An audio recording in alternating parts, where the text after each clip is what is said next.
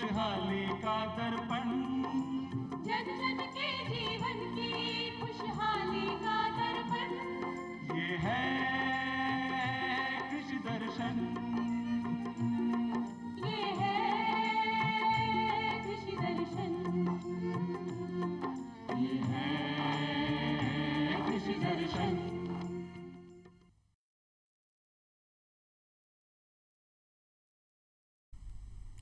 किसान भाइयों, कार्यक्रम कृषि दर्शन में एक बार फिर से आपका स्वागत है। आज कार्यक्रम कृषि दर्शन के माध्यम से हम आपको खेती किसानी के एक नए अध्याय, एक नए ट्रेड से रूबरू करवाएंगे जो अभी तक हमारे किसान भाई बहुत कम करते हैं। जी हाँ, हम बात कर रहे हैं सजावटी फूलों की खेती के बारे में, यानी कि कट फ्लावर्स की खेती, जो कि बहुत कम हमारे किसान भाई हैं जो अभी तक कट फ्लावर्स की खेती करते हैं। कट फ्लावर्स की खेती आप किस प्रकार कर सकते हैं, संरक्षित खेती में सजावटी फूलों का उत्पादन कर किस प्रकार अपनी आय में आप इजाफा कर सकते हैं, आज इसी विषय पर कार्यक्रम में हम बात करेंगे। और साथ ही साथ किसान साथियों, कार्यक्रम कृषि दर्शन में आज आपकी खेती किसानी से जुड़ी हुई समस्याओं का तत्काल समाधान किया जाएगा फ़ोन इन कार्यक्रम के द्वारा। फ़ोन इन कार्यक्रम में जुड़ने के लिए आपको डायल करने हैं हमारे फ़ोन लाइन नंबर। हमारे फ़ोन लाइन नंबर है 27040999। हमारा दूसरा फ़ोन लाइन नंबर है 27040998। किसान साथियों, जब आप हमें कॉल करें तो जयपुर का STD कोड 0141 लगाना ना भूलें। और जब भी आप हमें कॉल करें तो अपनी टीवी सेट की आवाज़ को थोड़ा सा कम रखें ताकि हम आपको स्पष्ट रूप से सुन पाएँ और आपकी खेती किसानी से जुड़ी तत्काल समस्याओं का समाधान कर सकें। इस विषय पर जानकारी देने के लिए कार्यक्रम में आज हमने हमारे स्टूडियो में आमंत्रित किया है हमारे आज के विशेषज्ञ भंवरा राम कड़वा जी को। आप संयुक्त निदेशक हैं उद्यान पंत कृषि भवन जयपुर। आपका हमारे कार्यक्रम कृषि दर्शन में बहुत बहुत स्वागत है सर। राम राम सर। आज हम बात कर रहे हैं संरक्षित खेती में सजावटी फूलों का उत्पादन और आय में वृद्धि। सबसे पहले इस विषय पर जानकारी लेने से पहले सर आपसे हम जानना चाहेंगे कि संरक्षित खेती में विलायती फूलों का क्या महत्व है। खासकर भाई, जैसे नाम सुन के ही, फूल का नाम लेते ही मन प्रफुल्लित हो जाता है, क्योंकि फूल एक ऐसा कलर है, ऐसा कलर कॉम्बिनेशन है जो प्रकृति के साथ जुड़ा हुआ है।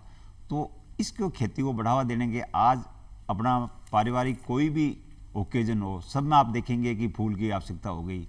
शादी हो, ब्याह हो, मंदिर हो, और कोई धार्मिक संस्थान हो, या किसी का जन्मदिन हो, किसी को विश करना हो, तो अपन फूलों के साथ उससे मिलते हैं। तो इस संरक्षित खेती के अंदर जो इन कट फ्लावर्स जिसको बोलते हैं विलायती फूल या कट फ्लावर, ये एक ऐसा पौधा है जिसको कंट्रोल इन्वायरमेंट में पैदा किया जाता है, क्योंकि इसके लिए जो तापमान है वो तापमान जो है 25 डिग्री से लेकर के 35 डिग्री तक तापमान होता है, और उसकी नमी भी जो है 80% से ह्यूमिडिटी ज़्यादा नहीं होनी चाहिए। तो इसको ध्यान में रखते हुए ये जो खेती की जा सकती है, ये ओपन में नहीं होती। इस खेती को संरक्षित ढांचे में की जा सकती है, जिसके लिए ग्रीन हाउस सबसे सूटेबल है। और खासकर भाई, जैसे कि आपको पता है, राजस्थान सरकार इस साल ग्रीन हाउस और शेडनेट हाउस पर 95% सब्सिडी दे रही है। तो काश्तकारों के लिए तो एक घर में गंगा आई जैसी स्थिति है। तो मेरा सब लोगों से निवेदन है कि ये जो संरक्षित खेती जिसके कट फ्लावर है उसके बारे में जानकारी प्राप्त करें, और इसका लाभ उठाते हुए आप अधिक मुनाफा करेंगे। इससे क्या होता है, आपको भाइयों ये जान करके बड़ी प्रसन्नता होगी कि देश के अंदर जितना फूल का उत्पादन होता है उसका 50% मार्केट जयपुर अकेला है। जी सर, बिल्कुल आपने जैसा कहा कि फूलों की बात सुनते ही मन प्रफुल्लित हो जाता है, और आज बहुत सारे प्रफुल्लित मन से हम आपके इससे बहुत सारे सवाल भी करेंगे इस विषय पर। लेकिन अभी एक कॉलर हमारे साथ कार्यक्रम में जुड़ चुके हैं। हेलो जी, कहाँ से बात कर रहे हैं किसान भाई? सूरतगढ़ से। क्या नाम है किसान भाई आपका? कन्हैयालाल पारिक से। जी कन्हैया लाल जी, बताइए क्या समस्या आपकी खेती किसानी से जुड़ी हुई? सर, मेरा निवेदन ये है कि सर हमारे गंगानगर जिले में जो खेती हो रही है जी, वो इस टाइप से हो रही है कि मतलब एग्रीकल्चर में सब ज्यादा खाद भी का उपयोग हो रहा है। वो इस वजह से फूलों की खेती के लिए क्या अनुकूल है आपके लिए ये परिस्थितियाँ? क्या तो और जो अजमेर की जो खेती होती है वो क्या यहाँ संभव है अधिक से अधिक कितनी हो सके, इस संबंध में आपकी मैं राय करना चाहता हूँ। जी कन्हैयालाल जी, आपने बिल्कुल वाजिब क्वेश्चन पूछा। फूलों का नाम आते ही आपने अजमेर का नाम लिया। अजमेर के अंदर जो चैत्री गुलाब होता है वो खुले में होता है, और जो मैं कट फ्लावर की बात कर रहा हूँ वो संरक्षित खेती की बात कर रहा हूँ। इसके लिए ग्रीन हाउस में खेती होती है। तो ग्रीन हाउस की खेती के अंदर, ग्रीन हाउस के अंदर आप जैसा भी नाम से जानते हो, इसके अंदर इन्वायरमेंट को कंट्रोल किया जा सकता है। तो टेम्परेचर को मेंटेन करते हुए, जहाँ तक आपने खाद की बात की, वो बात की, आजकल ज़माना जो आ गया, वो खाद भी जो संरक्षित खेती के अंदर खाद होता है वो ड्रिप के माध्यम से अपन देते हैं और वो लिक्विड के माध्यम से देते हैं। तो बाड़मेर जिले के अंदर भी आप जैसे डच रोज है, जरबेरा है, इसकी खेती है ना आसानी से की जा सकती है। जी कन्हैया कुमार जी, हम आशा करते हैं कि आपको अपनी समस्या का तत्काल समाधान मिला होगा कार्यक्रम के माध्यम से। सर अब आपसे ये जानना चाहेंगे, क्योंकि जैसे अभी हमारे कॉलर ने भी अपने क्षेत्र की बात की और हम राजस्थान प्रदेश के निवासी हैं, तो राजस्थान में कौन कौन सी मुख्य ऐसी कट फ्लावर्स की जो हैं वो फसलें हैं जिनकी खेती की जा सकती है? देखो, खेती करने के लिए किसी भी चीज़ का उत्पादन लेते हैं तो उसके लिए पहले मार्केट सर्वे करना पड़ता है जी। अभी भारत सरकार के सचिव महोदय यहाँ से आए पधारे थे, उन्होंने हमारे यहाँ जयपुर से 45 किलोमीटर एक बसेड़ी कस्बा है, उसके अंदर 400 ग्रीन हाउस लगे हुए हैं। वहाँ पर लोग अभी एक खीरे की खेती कर रहे हैं। और इस साल जैसे मैंने कहा कि राज्य सरकार द्वारा बजट घोषणा की है जिसके अंदर हम 36 लाख स्क्वायर मीटर के अंदर ग्रीन हाउस और लगाएंगे। तो इसके हिसाब से देखा जाए कि एक फसल करने से काश्तकार भाई कभी फायदे में नहीं रह सकता, क्योंकि अगर लगातार आज ही बात करें कि खीरे की कीमत अभी भी 20-22 रुपये किलो चल रही है, तो उसकी अल्टरनेट क्रॉप अपने है वो, तो हमने जो भारत सरकार की गाइडलाइन और राज्य सरकार द्वारा ये निर्देशित किया कि हमने एक बसेड़ी में एक सेल्फ हेल्प ग्रुप बनाया और उस सेल्फ हेल्प ग्रुप को हमने विजिट कराया। महाराष्ट्र, आपको जैसे बताया, सबसे ज़्यादा जो फूलों की खेती होती है वो महाराष्ट्र में पुणे में होती है या बेंगलोर में होती है। तो महाराष्ट्र पुणे के अंदर हमने हमारे जो 25 काश्तकारों को ले जा करके उनको वहाँ अच्छी इंस्टीट्यूट है वहाँ पर विजिट कराया।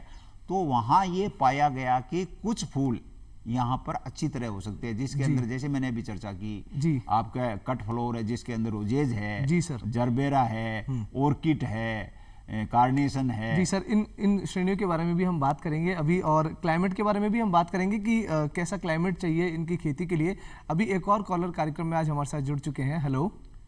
हाँ सर, मैं मनोहर सिंह नाथावत बोल रहा हूँ। जी मनोहर सिंह जी, बताइए क्या समस्या है आपकी खेती किसानी से जुड़ी हुई? सर, मैं जयपुर से करीब 40 किलोमीटर दूर है हमारा गाँव। जी। हजारे की वैरायटी के बारे में पूछना चाह रहा हूँ सर। हजारे की वैरायटी के बारे में आप पूछना चाह रहे हैं? जयपुर से 40 किलोमीटर दूर आप रहते हैं। मनोहर सिंह जी, आपका बिल्कुल आपने बहुत अच्छा क्वेश्चन पूछा। हजारा है वो आराम से ओपन में हो सकता है और हजारे की आजकल बहुत अच्छी वैरायटी आ रही है। अगर हजारा ओपन में करने के साथ साथ में अगर आप शेडनेट हाउस में करेंगे, जो हमारा लो कॉस्ट प्रोटेक्टेड कल्टीवेशन का तरीका है, तो उसके अंदर आपको बहुत अच्छी उत्पादन हो सकती है। और आजकल कंपनी के बहुत अच्छे कंपनी के बीज आ रहे हैं, वो बीज लेकर के आप इसके करेंगे तो एक हजारा बोने से दूसरी किस्म होती है। जैसे अगर फसलों के अंदर निमेटोड्स की प्रॉब्लम होती है और वहाँ पर अगर मनोहर सिंह जी आप हजारा करते हो तो उससे आपके निमेटोड की समस्या भी खत्म हो जाएगा। सिम्बायोसिस का सिस्टम है, इसलिए इसकी खेती भी की जा सकती है। किंतु मनोहर सिंह जी, मैं ये निवेदन करूंगा कि अगर आप प्रोटेक्टेड कल्टीवेशन में जाए तो आप कट फ्लोर की खेती कीजिए। उसके लिए आप अधिक जानकारी हमारे से पर्सनली मिलकर आप प्राप्त कर सकते हैं। आप तो वैसे भी काफ़ी एक्टिव काश्तकार हो। जी सर, वैरायटी की अगर हम बात करें, हजारे में कौन कौन सी वैरायटी भी है जिनकी खेती कर सकते हैं हम? देखो, आजकल वैरायटी का तो ये हो गई, बहुत सारी कंपनियों की अलग अलग वैरायटी आती है। तो आपको ध्यान ये रखना चाहिए जब अपना बीज खरीदे तो उसमें उसको काश्तकारों का जो है डीलर है उससे उसका बिल लें, ताकि उसकी क्वालिटी निश्चित कर सकते हैं। और दुनिया भर की अच्छी वैरायटी आ रही है जिसके अंदर अलग अलग कलर के हैं। ये सीजन के अंदर, शादियों के सीजन के अंदर है। आजकल आप देखते हो तो सभी शादियों के अंदर जैसे वो होता है, क्या नाम, पीले पीले फूल लगा करके पूरे का पूरा बिल्कुल किया जा सकता है। तो हजारे की अच्छी उत्पादन मिल सकता है। जी बिल्कुल। आपने सर कहा कि जब भी कोई अच्छा प्रसंग होता है तो फूलों की हमेशा हमें ज़रूरत पड़ती है। वो हमारे एक बहुत अभिन्न अंग है हमारे किसी भी फंक्शन की अगर हम बात करें। अभी एक और कॉलर हमारे साथ जुड़ चुके हैं, देखते हैं कि क्या उनकी समस्या है खेती किसानी से जुड़ी हुई। हेलो। ये सर, ये जो फूल की जी किसान भाई, आपका नाम हम सबसे पहले जानना चाहेंगे। आपका नाम? मेरा नाम चरण सिंह सिकरवार। चरण सिंह जी, कहाँ से बात कर रहे हैं सर आप? भरतपुर से सर। भरतपुर से। बताइए क्या जानना चाहते हैं आप? ये जो खेती है जो बता रहे हैं आपके प्रोग्राम में, जी भरतपुर में हो सकती है? भरतपुर में भी क्या? चरण सिंह जी, आप देखो, अभी भी हमारे जो वर्तमान में जो कट फ्लोर की खेती हो रही है आपके अलवर और भरतपुर में अच्छी तरीके से हो रही है। और दूसरा आपको फायदा है कि आपके पास में दिल्ली का मार्केट के पास में, तो आराम से जो ग्रीन हाउस के अंदर कट फ्लोर की खेती, जिसके अंदर जैसे मैंने बताया आपके डच रोज हो, दूसरे जिप्सी फिला हो, कार्नेशन हो, इनकी सबकी खेती भरतपुर में अच्छी तरह हो सकती है। इसमें ध्यान ये रखना चाहिए कि जैसे मैंने बताया, इसके लिए जो इन्वायरमेंट है उसको टेम्परेचर 25 से 35 डिग्री होना चाहिए। अपने क्या होता है, गर्मियों के अंदर टेम्परेचर 40-45 के चला जाता है, तो अगर अपन उसमें ग्रीन हाउस में करेंगे तो ग्रीन हाउस के अंदर ऊपर फोगर चला करके और नीचे मिस्ट और फुहारे चला करके उससे टेम्परेचर को अपन कंट्रोल कर लेते हैं और अच्छी खेती होकर के अच्छा मुनाफा, जो आप दूसरी फसलें ले रहे हो उससे अच्छा मुनाफा आप फूलों में कमा सकते हो। चरण सिंह जी जी सर, अब आपसे कार्यक्रम में ये जानना चाहेंगे, क्योंकि आपने इनके क्लाइमेट कैसा होना चाहिए उस बारे में बताया, कौन कौन से क्षेत्र में कौन कौन से कट फ्लावर्स की खेती की जा सकती है। अब से ये जानना चाहेंगे कि प्रति एकड़ अगर कोई भी किसान भाई कट फ्लावर्स की खेती करना चाहते हैं तो उन्हें प्रति एकड़ कितने पौधों की आवश्यकता होती है, और सबसे इम्पोर्टेंट बात आती है सर कॉस्टिंग की, तो इसके लिए कितनी कॉस्टिंग लगती है प्रति एकड़, आप हमारे किसान भाइयों को बताइए। देखिए किसान भाइयों, एक जो हमारा ग्रीन हाउस होता है वो 4000 स्क्वायर मीटर का होता है जी। 4000 स्क्वायर मीटर के अंदर अगर अपने एरिया निकालें तो अगर अपन बात करें डच रोज की तो उसमें 3000 पौधों की जरूरत होती है। जरबेरिया की बात करें तो उसमें 25000 पौधों की जरूरत होती है।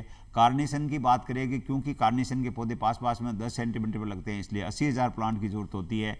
ऑर्किड जो है, जो ऑर्किड फ्लावर आता है जिसको फूलों का राजा भी कहते हैं, उसके लिए 40000 चाहिए। जिप्सी फेला जो फिलर के रूप में है, जिसके वाइट से फूल आते हैं, उसके लिए 30000 प्लांट चाहिए। लिमोनियम जो घास टाइप होते हैं उसको सुंदर सुंदर छोटे छोटे सफ़ेद फूल होते हैं, उसके लिए 25000 प्लांट चाहिए। तो इस प्रकार ये जो प्लांट है ये चाहिए। और काश्तकार भाइयों को ध्यान रखने की चीज़ ये है कि ये पौधे ले कहाँ से, ये बहुत बड़ी समस्या है। तो पौधे लेने के लिए राष्ट्रीय बागवानी जो बोर्ड है, जिसको NHB बोलते हैं, NHB द्वारा राज्य के अंदर या राज्य, क्योंकि इसका जो आपको प्लांट लाने पड़ेंगे वो आपको प्लांट महाराष्ट्र से ही लाने पड़ेंगे।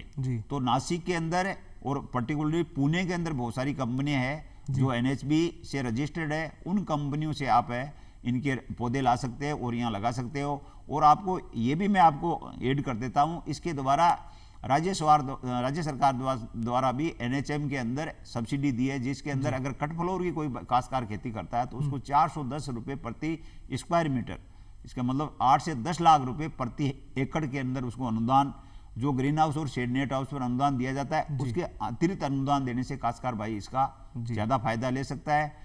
और ध्यान रखने की ये बात है कि अगर आप खेती करते हो तो हमने अभी काश्तकारों के साथ मिलकर के, आपको पता होगा जयपुर के पास में जो गोविंद देव जी का मंदिर है वहाँ पर जनता मार्केट है, वहाँ पर एक फूल मंडी है। बिल्कुल आने वाले टाइम पर ये मंडी आपके उधर मुआना मंडी में शिफ्ट की जाएगी, किंतु वर्तमान ये मंडी है। तो यहाँ पर देखा जाए कि काश्तकार क्या करता है, बेंगलोर और पुणे से फूल मंगा रहा है जी, जबकि अपने यहाँ पैदा होगा वो फूल फ्रेश होगा। बिल्कुल। अगर काश्तकार भाइयों को इसमें ध्यान रखने की ये बात है कि जैसे मान लो आपने डच रोज की खेती की है, डच रोज की खेती करने के बाद में जो उसकी कॉस्ट मिलती है, इसमें वैसे टेक्निकल है, वैसे इतना आसान भी नहीं है खेती करना, तो आपको पहले उसकी ट्रेनिंग लेनी पड़ेगी। और ट्रेनिंग लेने के बाद में इसकी पूरी पैकेज और प्रैक्टिसेज आपको समझाई जाएगी। जी तो सर, उसकी प्रोसेस के बारे में भी अब आपसे डिटेल में थोड़ी जानकारी लेंगे, क्योंकि हमारे किसान भाई चाहते हैं कि वह कट फ्लावर्स की खेती करें, तो इसकी प्रोसेस के बारे में भी हम बात करेंगे। अब आपने अभी हमें बताया कि इसके ऊपर अनुदान भी दिया जा रहा है, तो हम इस अनुदान के बारे में भी जानना चाहेंगे कि कट फ्लावर्स की खेती अगर हमारे किसान भाई करते हैं तो उन्हें कितना अनुदान मिलेगा, किस विधि से मिलेगा, और राजस्थान प्रदेश इससे कैसे लाभान्वित हो सकता है, इसके बारे में भी आप जैसे मैंने अभी आपसे ऑलरेडी निवेदन कर चुका हूँ कि इसके ऊपर अनुदान है, उद्यान विभाग देता है। उसके लिए काश्तकार भाइयों को अपना जो एप्लीकेशन है, जो हमारे अभी सभी जिले जिसमें उद्यान विभाग के उप निदेशक बैठते हैं, उसके अंदर जो खेती करना चाहता है उसको अपने आवेदन देना पड़ेगा। और आवेदन के आधार पर जो पहले आओ पहले पाओ के आधार के ऊपर इस पर अनुदान, जैसे मैंने कहा था कि कट फ्लोर की खेती करता है तो 410 रुपये प्रति स्क्वायर मीटर के हिसाब से उसको अनुदान दिया जाता है।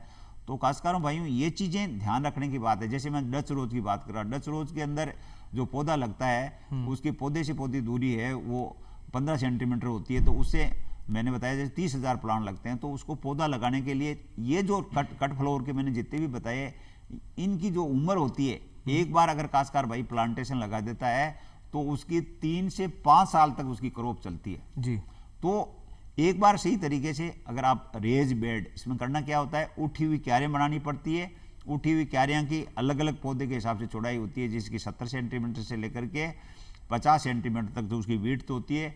और जो क्यारी बनाते हैं वो भी उठी हुई क्यारी होती है, ज़मीन से 1.5 फुट उठी हुई होती जी। है। और जो अगर जहाँ पर रेतीली ज़मीन है उस ज़मीन के अंदर भी काश्तकार भाई अगर काली मिट्टी मिला देंगे तो क्योंकि एक बार जो पौधा लगाता है वो 5 साल तक चलेगा, जी। तो उसकी जो बेड बनाता है उस बेड को भी उसको सही तरीके से बनानी होगी और उसको थोड़ी कॉम्पैक्ट करनी होगी ताकि साइड की मिट्टी धीरे धीरे बैठती है जी। तो भी बैठ जाए। और उसके बाद में क्या होता है कि कट फ्लोर हो या कोई खेती हो उसके अंदर जो अपने रासायनिक खाद देते हैं उसके साथ साथ में अपन को गोबर की खाद भी देनी होती है या वर्मी कंपोस्ट देनी होती है या गोबर की स्लरी देनी होती है। अभी खासकर भाई समाचार में देखते हैं आजकल के बहुत सारे जैविक उत्पाद आ गए, तो जैविक उत्पाद का जो घोल है वो भी जो बीज के अंदर क्या होता है कि 2 रो लगाते हैं ड्रिप की जी, और उसके ऊपर कट फ्लोर या जो भी फ्लोर लगाना चाहता है वो लगाते हैं और बीच में जगह होती है तो उसके ऊपर अपन खाद डालते रहते हैं। तो उससे क्या होता है